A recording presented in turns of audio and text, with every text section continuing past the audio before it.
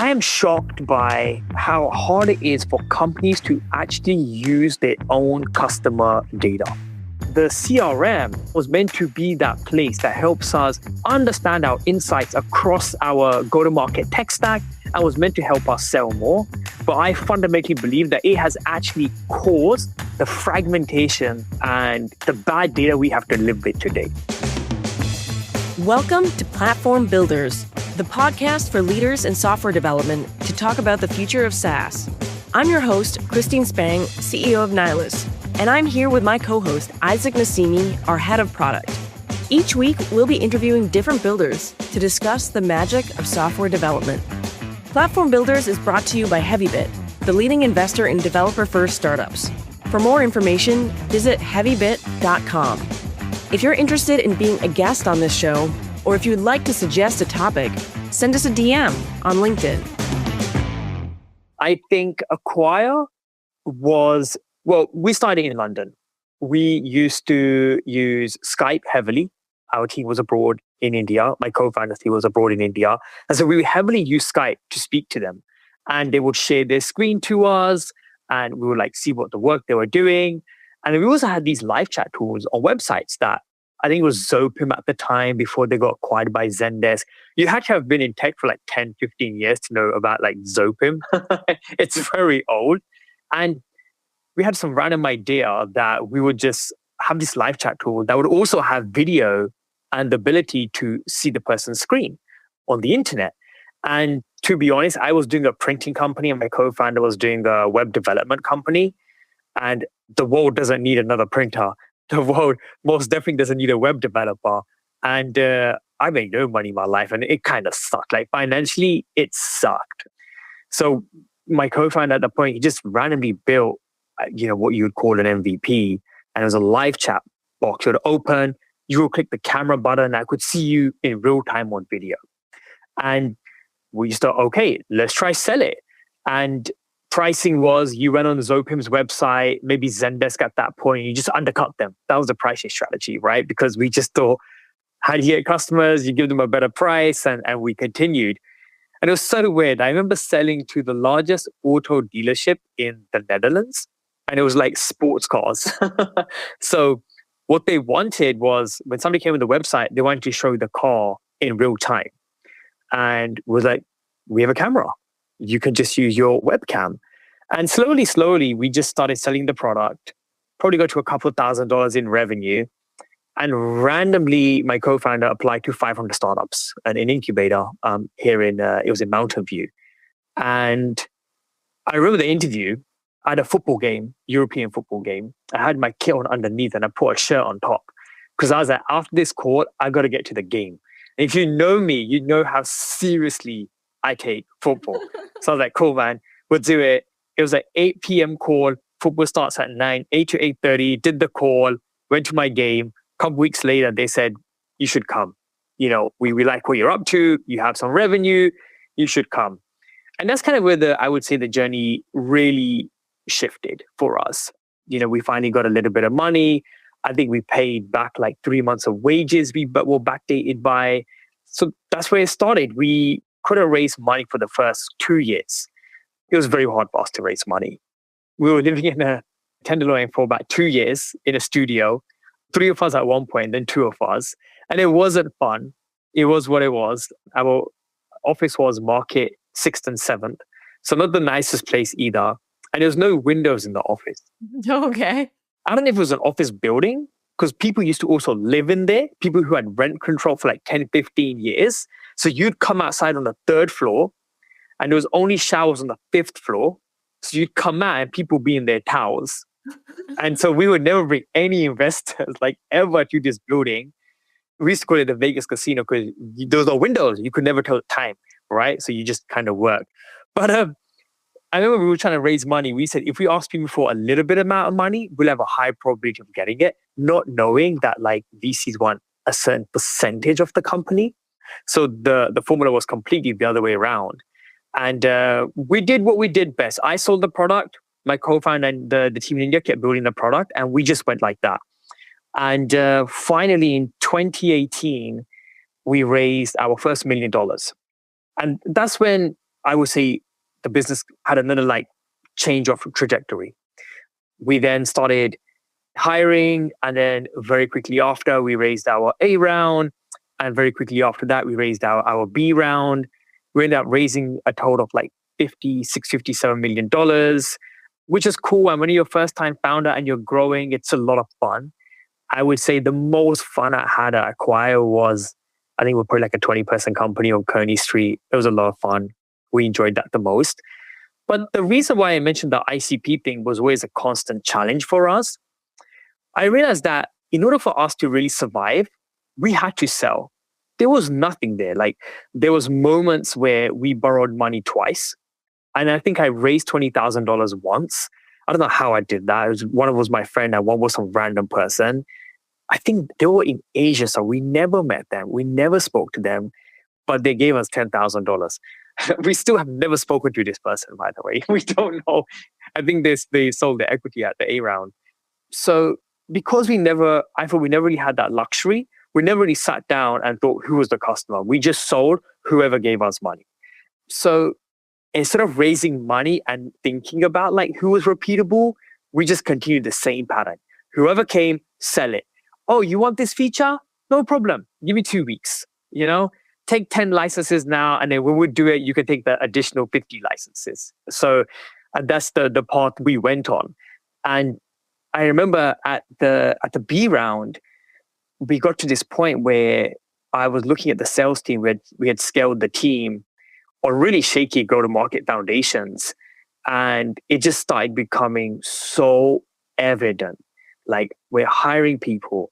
We have like 7-8 landing pages for different industries, right? You have like sellers on the call, like just what use case am I meant to pitch? Like there's no training, there's no enablement. I don't even think we had a sales deck at this point. I think we were like just, every sales deck looked different, every pricing looked different. And then there came a point where I was like, we need to like try to figure this out because, we hired enablement, we hired sales ops, and then we end up doing this 3-month exercise where we got like 10 customers we won, 10 that churned, 10 that lost, something along them lines. And we started like deeply analyzing them. Discovery call, demo call, negotiation call. And I still have the sheet today. I don't enjoy looking at it, but it is a good reminder of like that kind of challenge we had. And we have Slack, we have Gmail, we have Gong. God knows what we had. It was, the tech stack was probably $1 million a year.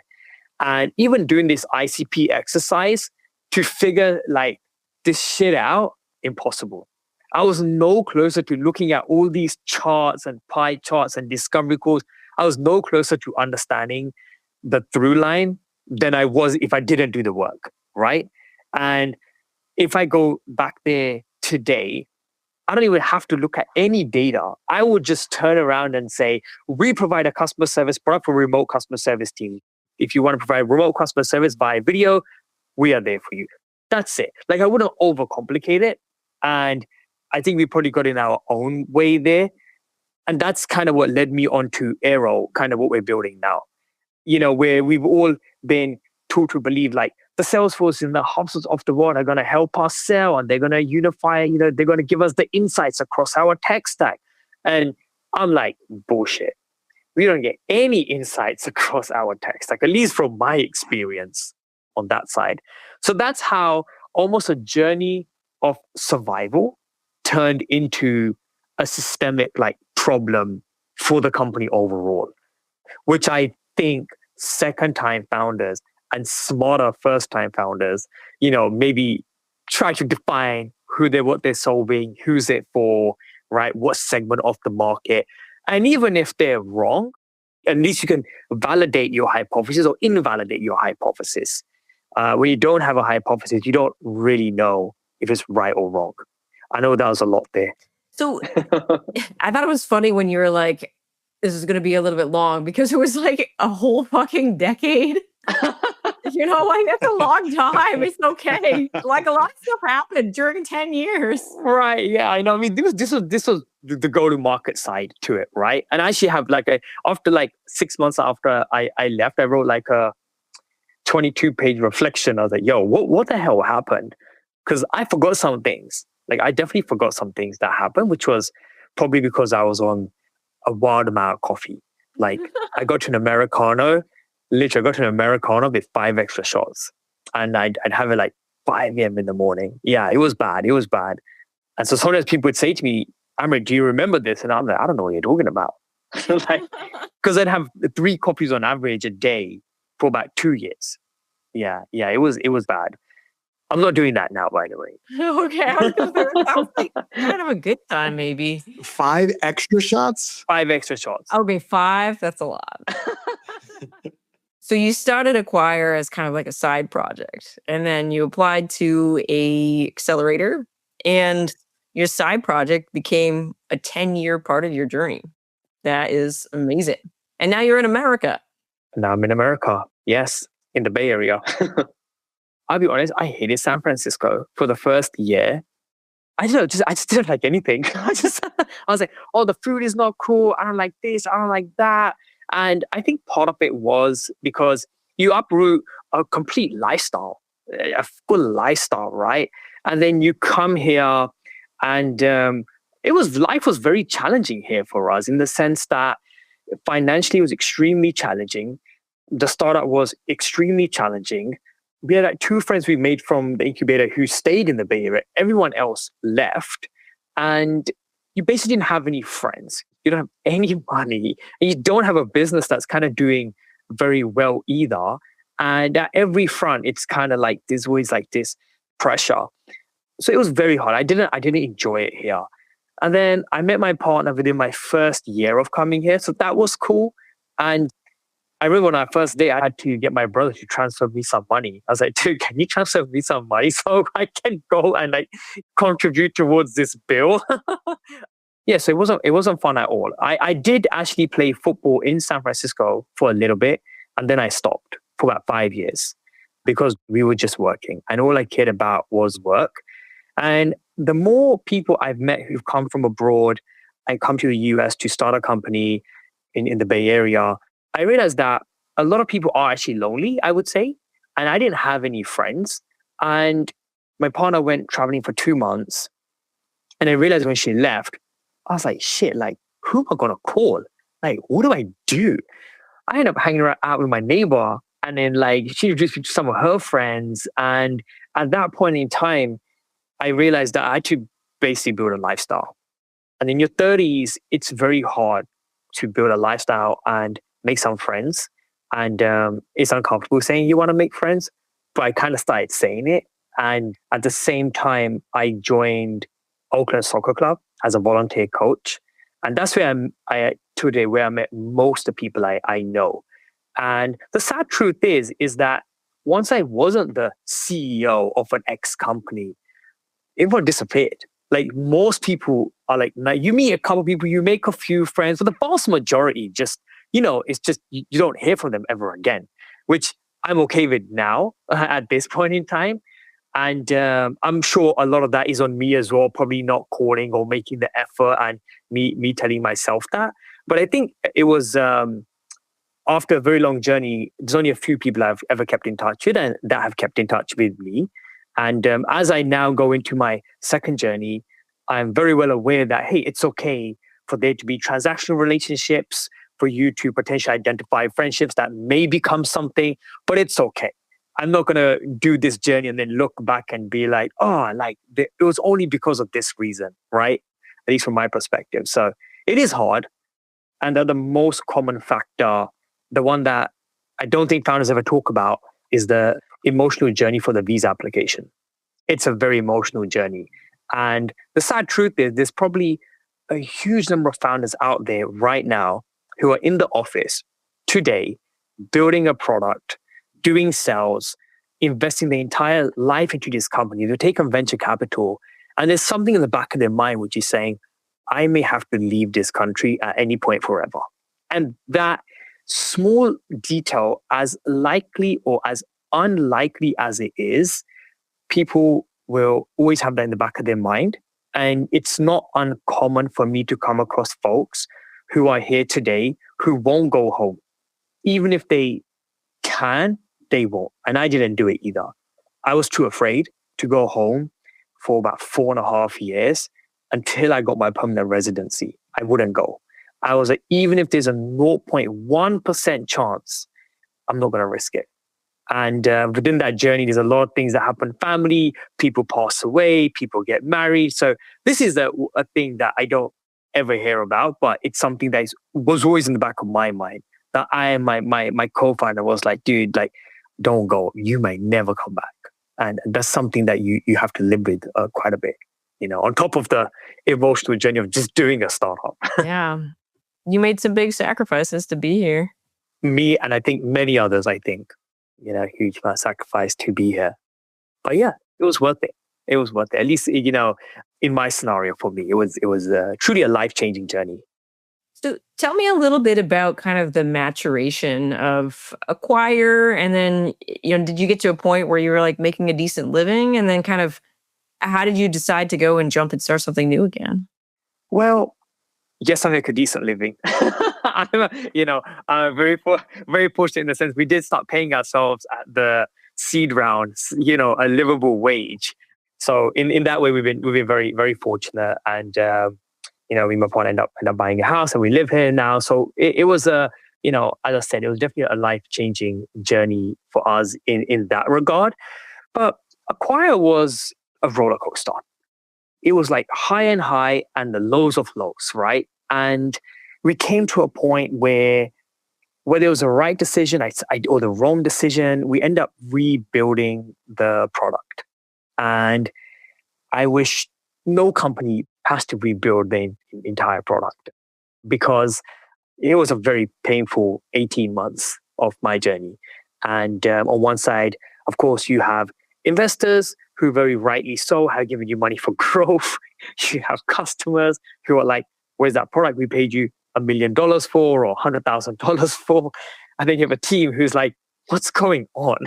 And it's like almost impossible to navigate that when you have to kind of rebuild the entire product. You've raised a lot of money. You have Aero. You have people who've paid you for this product. And I remember there was this one customer, a very large company, and I was on the phone to their VP, and I said, I'm just going to tell you straight, it's never going to happen. I said, this scale you want? I said, I don't know how to tell you. It ain't never going to happen. He goes, how long do you need? I said, dude, I don't know. I don't know. And you know what he said to me? He goes, do you need developers? Shall I give you my developers? I was like, I don't even know if I need them. I don't even know at this point.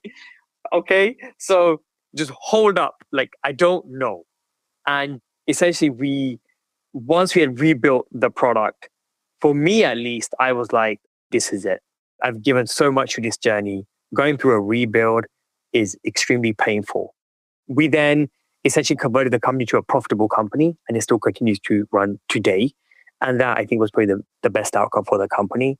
But at that point, I was like, it's time. It's time. Then I got my green card, went London, went traveling, took a break. And then I was like, what should I do with my life? But yeah, Acquire was everything. I learned so much at Acquire. Some things I wish I hadn't have learned, but I learned them anyway. But it was a hell of a journey. I really appreciate your emotional transparency and whatnot, because I think a lot of people talk about, oh, it was really hard. And that's about where they leave it. Or they tell the story about how the funding didn't come through and the company was about to die and the employees were really scared, and then it happened. Yeah. And what they don't talk about is, some words you use that are really, I think, meaningful and poignant and resonant, which are like loneliness and whatnot. Right. And I think you had to speed run this lesson most Americans never learn or take their whole lives to learn, which is that work can't be what gets you all your kicks in life, because it's capricious, it's fickle, it won't always be there for you, it won't always be in a good place. And you got to learn how to make friends. You got to learn how to not be lonely. Right. I think it's awesome. I think so. So I do fundamentally believe the quality of your relationships heavily dictates the quality of your life. And I was talking to founders like literally this week and last week, where they asked me like, "Oh, how are you doing?" Like, emotionally, like on the side, not on like LinkedIn or anything like that. And I don't blame them, because I think where I always struggle is when I say to folks, look, you have to kind of find balance. It's just, you can't just like work 16, 17 hours a day, because I did it. And I do feel that it did contribute to the company moving forward. But I know what I did back then, at least 30 to 40% of my time was probably wasted. Honestly, just clicking around, doing some random shit that really didn't really make a difference, right? And I spoke to one of my other friends a couple weeks ago, who's a second-time founder, and his first company, I think they were valued at like 5 billion on like their last round. So they went extremely far in the journey. And I remember him saying to me, he goes, Amrit, I don't know if I work 20 hours or 16 hours or 15 hours, that the outcome of the company would have significantly changed. I think it would have probably more or less been where it is today. And they've had a really, really good journey.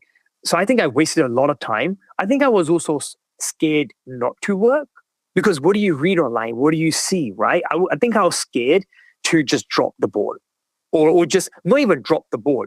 I was scared to just put it on the side for an hour. Like I couldn't even put it away for 30 minutes to an hour, because that would mean, at least in my mind, I wasn't moving forward and I wasn't productive. I wasn't efficient. So now it's like, I would say I have more balance in my life. And I always ask myself, does this really matter? Does it move the needle forward? And also, if I do it right now, what difference does it really make? And I'm shocked by how many things I spent doing that didn't do either of those. Didn't really move the needle forward. Didn't really have to be done now. Made no difference to no one fucking life if I did this Google Sheet or not, right? But I did it. And at least probably for me, it felt good. And I think most employees, when I would do that and then share a Google Sheet with them, I can only assume most of them thought, fuck, another sheet? Like, come on, dude. This is the fifth one you sent me this month. So this is a hard balance. It's a very hard balance to kind of have a lifestyle and do the business at the same time, especially with how we think about efficiency, success, productivity. I think they're so intertwined here. Yeah, that's, I think, the delineation between working on the business versus in it. And, you've got people working in the business and you've given them leadership over stuff. You've given them autonomy, authority, all that stuff. And every time you open up the hood of the machine and you monkey with it and you think you're helping because that's just your go-to, right? You might be making things worse. Yeah. Very often. I think so. Yeah. It's a hard thing to rewire yourself for. Yeah. I do want to topic shift a little bit in that you seem to be a hell of a writer. I've seen some incredible posts on LinkedIn from you. And I've also seen a manifesto. Yes. A manifesto. Yes. Can you tell us a little bit about this manifesto? I mean, do you want to know how many times I wrote it? How many versions? Do you want to know how many Sure. versions? I don't know how many versions of it I have. And honestly, like even the manifesto probably needs some updating, because as we've spoken to more, more companies and more startups, we've also, probably had to like understand a little bit more and make some shifts. I mean, what was the manifesto? The manifesto was fundamentally how it just felt. I think the ICP that I mentioned, which, we, didn't gloss over, but we spoke about, was a real pain point for us. Like emotionally, it was difficult. Like I could just see it bleeding into the business, right? I could just see it, like everything. I could see the product going in different directions. I could see the sales teams going in different directions, the marketing team, SDRs doing outbound calls to like 5 different verticals. So I think the manifesto for me was really just sharing just my frustrations with like the legacy systems today and what I fundamentally believe the change should be. So that's where the manifesto was coming from, at least from my side. And of course, ChatGPT helped me. I want to say I'm a good writer. I'm glad you think so, Isaac. So I appreciate that. But ChatGPT has helped a lot. And one of the prompts or things I always tell ChatGPT is about some of the emotions I want it to try to incorporate into the writing, as opposed to just do this. So my manifesto was written many times, and some stuff needs to be updated because some stuff has changed. I think the manifesto paints a picture of Aero being like this one-stop shop for a go-to-market engine. But really, as we've dived deeper, we've realized that it's probably not best for us to really try to do the entire go-to-market motion from like the top of the funnel to like post-sales. So we've actually kind of shifted through our conversations to go like to focus on the middle and the bottom of the funnel, managing prospects, closing deals. But yeah, going back to your point, the manifesto was more for emotional, me just sharing my emotion and frustration that we had to live through and endure, basically. Well, can you give our listeners a little bit of a gist of the manifesto and the problem that you're trying to illuminate? Yeah, I think for us, the real problem we're trying to really bring to light, and one that we struggle with, the one that I see now, is that I am shocked by how hard it is for companies to actually use their own customer data. What I see today is I see early stage companies, they raise maybe $2-3 million and they have like $100,000 tech stack, like a significant tech stack go to market. And it's like 25 play tables, 20 NAN workflows, and I don't know, like 10 data providers, signal providers, and all this stuff to really essentially build this machine and drive pipeline and close deals. And what I see on that side is like this go-to-market motion. And what I see here is some customer data. And in some companies, a lot of customer data. And there's this complete disconnect that I constantly see between this really cool customer data you have that never really makes it to your outbound engine or your go-to-market motion you're having today. And I just never see it come together. I will see like an email outbound campaign to a VP of finance, and they've already spoken to 10 or 20 VPs of finance, but you don't see any of that incorporated there. And that's like a real challenge we see. So we end up realizing, and it was our challenge too, that it's very hard to use your customer data as a strategic advantage in your go-to-market motion. And I'll be honest, it pisses me off when I see these like crazy go-to-market tech stacks and they have all these signals. And I'm sitting there and I'm like, dude, you're using the same data everyone else is using. This person just moved their job. Dude, just another 1,000 companies just got the same signal. So for me, the competitive advantage on like signals and this and that, it helps. Don't say it doesn't help. But I'd argue that your real advantage is probably somewhere in your customer data, in the conversations you're having, in the emails that exist, in the Slack channels that are there. But it's really difficult to democratize that information for founders and their teams. So for me, the CRM, the Salesforce was meant to be that place that helps us understand our insights across our go-to-market tech stack and was meant to help us sell more. But I fundamentally believe that it has actually caused the bad data we have today and has caused the fragmentation that we have to live with today. So I think the reason why we've really struggled to understand these insights because the system that was meant to give it to you can't understand it anyway. I agree with what you're thinking in that we see in the go-to-market space, with the exception of like pure marketing tools, we see a lot of these tools get created and then they never really get rethought. And there's a lot of these like hybrid outreach tools that, popped up a few years back. I find them to be absolutely disruptive because everyone used to have to do this where they had to like get a data service provider or create like a system to get their own data. And then they had to figure out how they were going to do the outreach. And then they're going to have to figure out how they act upon it. And these tools did a pretty good job of giving you the ability to do all of that out of the box pretty well. And isn't a very smooth path from taking that when you start your MVP or whatever and scaling that. And so the next thing you know, you got every company under the sun that's popping similar ICPs into their tool, getting the same pool of data out. And then these poor individuals that are on those lists are right. Yeah. They're getting hit up quite a bit. Yeah. How do you solve this? Oh, I mean, we're in the building phase, my friend. So we have our first design partner, which we took yesterday. So, a paid design partner. And with the design partner, what we're doing is we're able to integrate everything into our tool. It's just a checkbox, which is a beautiful thing. So because, our thesis is a CRM, essentially like Isaac or Christine, if you're in our product, hopefully we have your email address and your LinkedIn, which means if I just click, oh, this is my prompt, give me a list of all the questions Isaac asked. And I just click, I don't know, Fireflies, because, we actually use Fireflies on our side. And I just run it and I can ask the system to orchestrate the data, which essentially I can say, update this prompt or this field every time there's a new call or when the deal stage changes.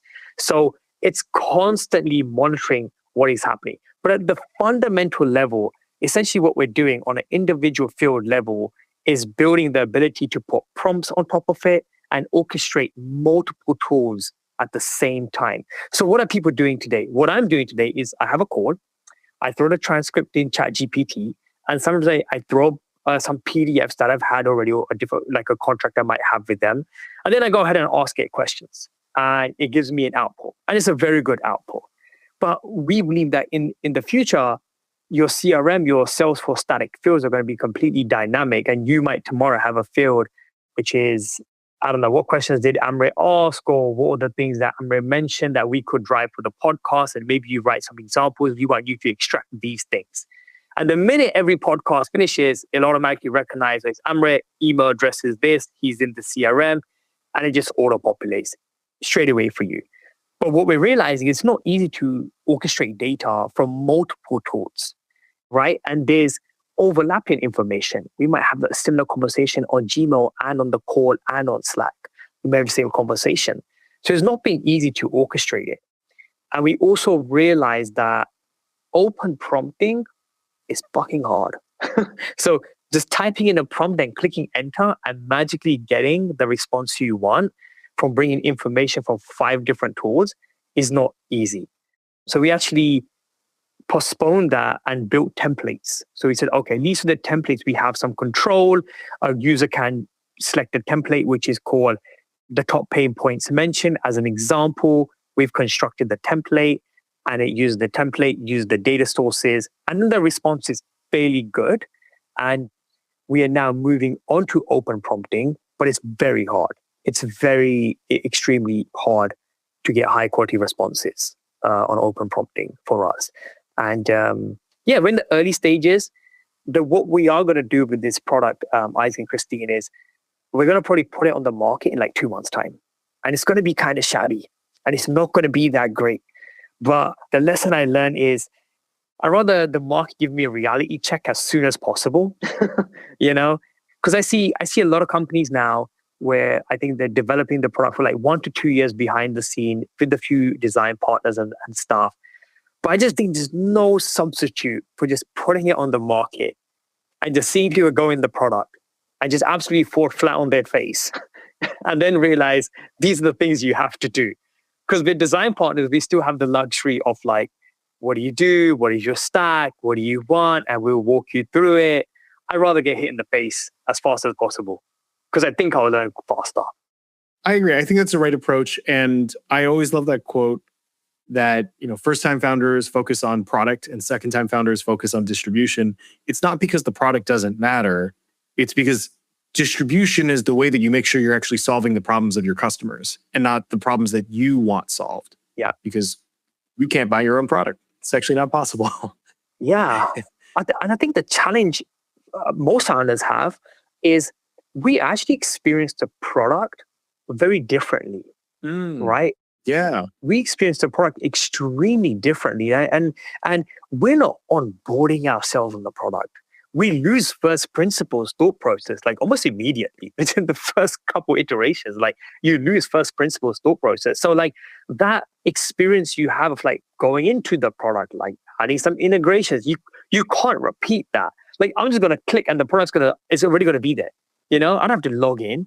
We're gonna build up the integrations. We're gonna integrate our stuff. We're gonna see how it's working. But we're not gonna it's very hard for us to recreate those steps. And we saw that at Acquire. as well, right? For someone to get up and running, sometimes we miss the mountain in front of us because we don't climb it. The user has to sign up and climb it. I think that if you have 10 features, it's really hard to onboard a customer onto that product. And if you build for 2 years in silence, you're going to have 50 features. And it's just impossible. Yeah. And I think you even see companies that really have a good onboarding flow early on and are really able to just get this foothold in market and grow it really fast. They lose it over time, that edge of onboarding, because right. They've got larger enterprise customers. They got a bunch of people asking for features. Their product engineering and design departments, what do? They ship new features. And next thing you know, the product is as bloated as the very incumbents they were looking to disrupt in the first place. Yeah. I mean, you eventually become the person you want to be if you get that far down the journey. You eventually just become the same people. Is there a Batman quote in there? You either die a hero. Oh, I don't know. Isn't it? I don't know. Yeah. You die a hero or you live long enough to become the villain. No. People say to me like, hey, like, oh, Salesforce, this and that. I'm like, dude, like, if you became that big, you're probably going to be the same thing. Yeah, you probably will end up in the same place. I would assume, but who knows? How have you been thinking about what to include in that MVP? There's 10,000 data sources you could integrate. What's the most important data and who are you targeting? I think it's a very small product. You just integrate your Gmail. You have people, you have companies and deals. Where we've taken it significantly further in the initial build is what we call dynamic fields, where yourself or Isaac could just one prompt we have running in our test account is I've put my Gmail there, and I realized that I have spoken to so many people in my life, right? And I can't remember all of them.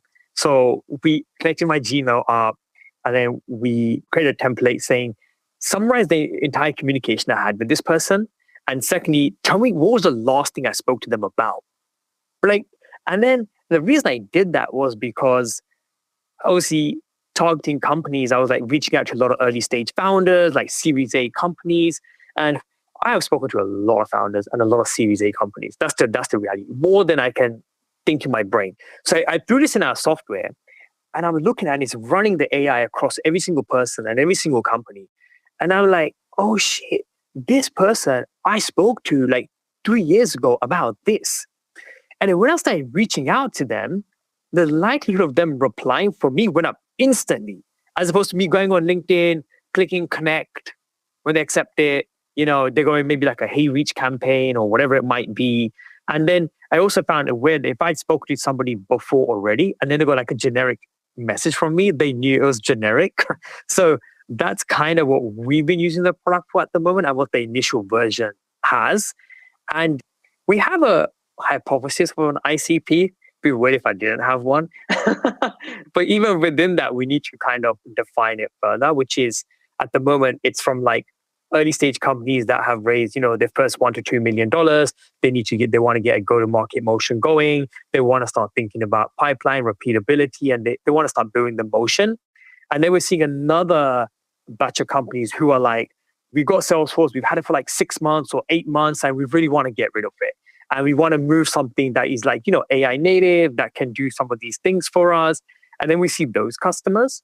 And the challenge we have with the really early stage customers that I'm seeing right now is, how do I say it? They're not sticky. They're not sticky. These early stage companies, I love them, but there's too many tools out there. Every time I speak to founders, it's a new shiny, shiny syndrome object. It's oh, there's a new tool. They go around and play with it for 2-3 weeks. And then, fuck it, there's a new tool. Then they go play around with it for 2-3 weeks. So that's what I'm seeing the really early stage. And then the A rounds where maybe, or they've had a CRM, they actually have direction. But the challenge there is feature parity. We are many, many years away from a feature parity of a Salesforce. So we actually have to, when we're vetting those customers who actually have a Salesforce or a HubSpot, we have to really understand the requirements. Where one customer we're talking to right now, they're a Series A company, they have Salesforce, but thank God it's one of the most simple implementation of Salesforce we've come across. And that's great for us. And that is, so we're in that kind of notion there, not quite sure where it will kind of land, which is why we really want to just kind of get it out there and kind of see what happens and see who kind of comes, see who we can serve and take it from there. That's a really interesting point about the target customer size for when you're first getting started. Yeah. I actually thought that you were going to say that the early customers, well, for one, like early people, they don't really need a CRM, but they're also pivoting all the time. And sometimes it doesn't work out. So yeah, it can be a tough market to approach at first. And I'm curious, you talked a bit about, feature parity with kind of like the things that people are already using. You want people to be able to have enough of a feature set to dive into your thing. But, I think you have to start with like a wedge of some feature that is like really just miles better than what they're getting from other tools. But you also have to like make sure that like you don't take away a bunch of stuff that they need. Right. So right. How are you thinking about like integrating with kind of like the bigger ecosystem of tools that people use? Yeah. So what we plan to do is the first initial company we're working with, they have the go-to-market motion going. They have like their Clay, they have their Gmail, they have Slack, they have customers in Slack. They have a lot of call recordings. They want to be able to start driving insight from across the stack that they have. So for us, the role we play as a CRM is to be able to bring that kind of highly unstructured data from all these tools that they're having into the CRM, into the format they desire on their side. Because whether you're using, I don't know, a Salesforce or a HubSpot or even like an Attio Today example, you still can't really do that, right? So that's kind of where we're starting. We're essentially bringing insights from across the stack to the CRM in a way that has been quite difficult with the fragmentation that we've lived with so far. So ideally, that company will go from, okay, we know we have this information. We can't really use it to like, oh shit, we can actually see everything I wanted to know. I wanted to know the pain points. I created my pain points field. I wanted to know the objections. I got the objections field. I wanted to know like all the reasons they churn or whatever it might be. And we can start kind of democratize that information further and further from them today. So there's no need to have any manual entry on their side. So what they're doing today is they put in ChatGPT, they do it, they copy it, they paste it so somebody else can see it on their side. Then they have another call, they copy it, paste it back in, like write the date, where eventually what we will be doing is building out every field in our product will be a historical field. So if you use Salesforce before, it's to have historical data in Salesforce, you'd have to snapshot the data every single day and then push it to like a database and then build reporting on top of that. Whereas we want to just hold the historical information within our tool. So if the pipeline numbers changed 5 times, you can see how it changed. If they start mentioning different pain points throughout the journey of the sales cycle, you will kind of see that change over time as well. So essentially, we're basically building a context-based CRM with the belief that the one thing that can give companies a better strategic advantage today is just a stronger insight into the data and the customer data they already have. And the thing that surprised me, Christine, to what you said about the early stage startups, they don't really need a CRM. I'd agree with you, but I'm also shocked about how much they have. And so I was really surprised about how sophisticated and, tool-centric the stack has gotten. Because I remember at Acquire, it was like maybe a Zoom info, or maybe you're using like hunter.io to scrape a bunch of shit, and just a LinkedIn Sales Navigator license, and there wasn't much to it. But now it's like too many tools to even keep count. More on the early stage than the later stage, which was the most interesting thing that I kind of took away, which I didn't think was going to be true, which was really the inverse of what I originally thought. And it goes back to my point of, I think that once you kind of understand your go-to-market motion, you actually can cut down the tools you don't need that don't give you an ROI. Whereas when you're early stage and you're going across multiple channels, trying to find multiple data sources across multiple things, you end up incorporating a bunch of tools. Most of them just go to the wayside anyway. But that's one pattern I didn't think that I've seen was true that actually became true. Like at Acquire, as an example, we had at one point, we just had one fundamental tool for reporting. We didn't have reporting in 6, 7 different tools. All reporting was moved into Tableau. That's where it was. So we didn't use it anywhere else, right? Or that one tool we used for contact data was Zoom Info as an example. Now it's like more providers providing different insights across different things. And that's kind of what I mean. It's like one tool for LinkedIn outreach, one tool for email outreach, a Nooks for call outreach is kind of what I'm seeing more on my side. Yeah. Do you think that this like LLM prompting is going to become like a primary user interface? A lot of people ask me, like, are you going to have a chat interface? And I was like, not straight away, because once again, I might be right, I might be wrong. I do think we need it eventually. But here's my take. I've been an SDR, I've been an AE, I guess I've been a CSL, I've been a support person. I've done most of these roles. In being a solo founder, not that I actually had jobs in these roles, just doing the founding journey. And the information I want to know, I know what I want to know. I know what I want to know. I don't need to go type it in and be like, give me a summary of this core conversation, or like, what was the last thing that I had? Like, I already know. If I had like 10 accounts that I was selling to, I know the things that I want to know. I don't want to have to go type it in for 10 accounts. Like, wake up in the morning and go like, what was my last conversation with whatever.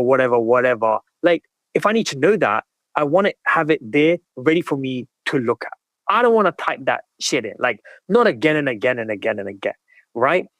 I use ChatGPT very heavily. I know there's conversations that I have in ChatGPT where I have asked the same question 5-10 times. I just can't be bothered scrolling up. I'm not gonna go scroll up and try to find that prompt that I put in. So I don't think that the core experience of the information that people want to know on a daily basis with, like, let's say, accounts they're dealing with, they need to type it in every day. I want to surface those insights for you on the conditions that you have implemented, whether it was a weekly update, whether it was like update yourself if there's a call, etc. But we will have the chat interface and we will see how people use it. I think we're going to actually invest a little bit more on voice. I came across a use case recently where somebody had connected their Salesforce deals to Notebook LM. And when they would drive to work, they would just get a summary of the deals. And I'm like, I love that shit. Because you know what I would want? I want to go for my walk or go to the gym, just hear the deals, what's going on, and maybe I can talk back to it. And that's it. But I think when it comes to a text-based format, the information you want to know every single day and every single week, why should you have to type it in? I really like that idea of like an assistant that, you wake up in the morning and you're like, hey, what's going on? And it's like, oh, Chris moved the stage of this deal from this to this closed, this is still open, this is probably not going to happen. It's really hard to find in any CRM today. Yeah. Even if you're like a power user. And because you can see my hand is somewhat injured, I've been using a lot more voice. And I realized the vast majority of it sucks. Yeah, it's not there. So what I've been doing, I've been using the transcription tool in ChatGPT, and then just copy, because it's really good. I just copy and paste it into the tool I want. So we've thought more about voice. The chat, I think, does play a role, but I don't think it's going to be the main mechanism for people to engage with the tool. I think there was this company, McCall, probably maybe heard of McCall. They were like, I think they raised a lot of money recently, a very fast growing company. And they had heavily integrated the chat experience initially into the product, and then realized that people just wanted the same information again and again and didn't want to have to continuously keep typing it in. They just wanted to get surfaced. So they kind of moved to a little bit of a different UI, etc., where some of the use cases we see with chat is if the AI is trying to do something and it doesn't know what to do, we will pop it in the chat interface and be like, hey, did you mean this? And then you can use it as a way to maybe help the AI do what it needs to do, right? Or like you just finished a call and it's created a bunch of tasks and you can approve it or disapprove it. Because I've been using a competitive CRM tool, as you do when you're building a similar product, and the tasks get created automatically. And half of them are not even tasks, right? I was going to say to the AI, no, yes, continue. Like that's where maybe we use that kind of back and forth experience. I think we're going to end up in a weird space because each modality has its own upsides and downsides, right? I can speak much faster than I can type. And I can read much faster than I can speak, or much faster than I can hear, right? And more than that, I can actually visualize or parse a visualization faster than I can do either of those. Right. So, I mean, you could have always browsed the internet using Postman or your terminal, Right. right? all these freaking web applications is complex request builders to backends and data visualizers. And I think that there's a lot of places where data visualizations or dashboards, man, it feels so slow trying to read those Right. in ChatGPT in this kind of single-threaded way. So I think we're going to end up with this weird smorgasbord of voice and speaking and typing and reading and visualization in UIs. And I know that dynamic code generation, especially for generating these types of dashboards on the fly based off of what you type or what you say, I know that's the future of these types of tools. Right. And I think you're barking up the right tree. Yeah, we hope so. Yeah, and I agree with you. I think I was using Cursor. I know I was using the chat. I mean, used to predominantly, use the chat interface to help, build out code and stuff. So in there, it makes a lot of sense where my experience of CRM has been, you need to know the same information, usually repetitively, and see how it's changed and moved. I could imagine the chat interface in the CRM being for those small nuances that you maybe just need to know, right? Like, there's the repetitive information that you want to know, but there might just be like a small nuance that you may want to know in the data, like did they mention these words or anything like that? Maybe it's going to be something like that, but I'm not too sold that that's going to be the predominant way people interact with the tool, like a CRM. I agree. It's always going to be this escape hatch for information that we've never really had before in interfaces. So I think we're actually at about time, but first we have picks, right, where we talk about something that, could be a product, could be a tool, could be an article, could be a movie that we saw that we're really excited about. Spang, do you have a pick? Yeah, for sure. My pick for this week is I guess it's kind of a business, but it's also a website. It's called artofaccomplishment.com. And they're kind of a coaching business, but they also have a podcast. And I've been taking one of their coaching programs called Masterclass this summer. And it's been really great for me. It's a little hard to summarize everything that it's about, but I would kind of say it's maybe you could call it emotional regulation type thing. It's you really dive deep into how a lot of what drives your life is patterns that come out of avoiding things that you don't want to feel. I'll just leave it at that. Check out the podcast if you're curious. Art of the Accomplishment podcast. And it's just made me a lot happier. And that's great. Nice. What about you, Amrit? So this is completely off topic. It's so off topic though. So you live in Oakland, Christine. So one thing we're doing is actually in Oakport, which is a highly undeveloped area in Oakland. We are actually raising money to build soccer facilities for a highly underserved community that lives on the east side of Oakland.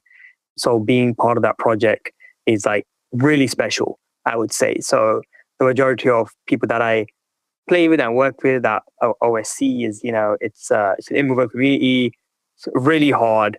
Some people come from gangs, some people don't. It's just a very different thing. And being able to kind of really facilitate this build for Oakland is cool. Because I think most of the things in Oakland probably get built more towards the lake and Temescal and Rockridge. Very little gets built for people out the near Fruitvale areas and onwards, especially East Oakland. So I'm very excited for that project. Which we're raising for now and slowly returfing the fields that are there today. Cool. I just looked at a map. It's because it's down by the airport. Yeah. So it's not really a developed area in Oakland, and it serves a very different community. So that's what we're very excited about. And I think over the next probably 5 to 10 years will be completely redevelopment for football. Nice. European football. And if I wanted to support this, where would I go? the season is over. You can, of course, donate to the club, and I can send you the link. Yeah, the club's actually been around for 50 years.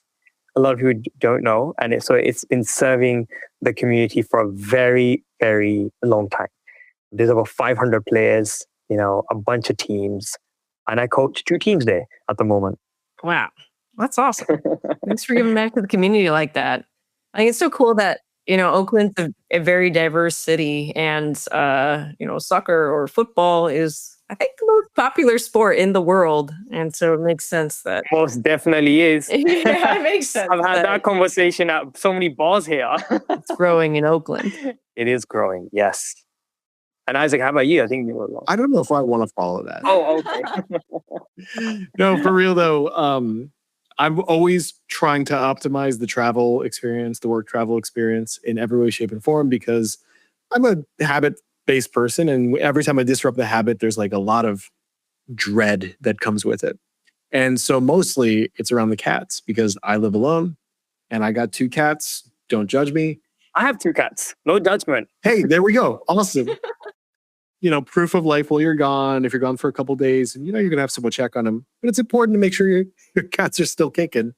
And I feel like I've finally optimized everything. I've got like a dual feeder now, so they can get both fed at the same time, and there's a camera facing it.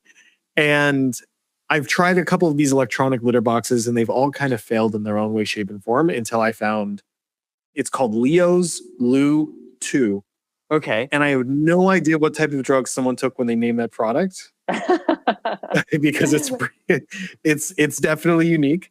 Yeah. But it's just really cool how much engineering can go into creating a litter box that's electronic, that's automated, that'll self-clean, that won't stink up the place, all that kind of stuff, and be smart and let you know. It's just crazy how advanced these can become over a short period of time. And so I'm having a blast with this litter box, as crazy as it is. And my favorite part is that it tells you the weight of the cat who used the litter box. Oh, so I've got one skinny cat. That's awesome. Yeah. And I've got one not so skinny cat. And so I know exactly which cat used the litter box if I'm away from home. And I now rest easy knowing my cats are fulfilling all of their biological needs between eating and not eating. I completely understand. Litter is a journey. The weight is important. Amrit, you're launching Aero. Let everyone know where they can find it, where they can make sure that they get access to the product the moment you go live. Absolutely. Website is aerogtm.com. And you can find me on LinkedIn, where I post on a regular basis, which will no doubtedly take you to Aero. So that's the best place to find myself and what we're up to. And it will be a public build. So you'll see kind of where we succeed and where we fail and what decisions we've made and how they went. That's all we have time for today. If you're interested in being a guest on the show, or if you'd like to suggest a topic, send us a DM on LinkedIn. This show is brought to you by Heavybit, the leading investor in developer-first startups. To learn more about Heavybit, visit heavybit.com.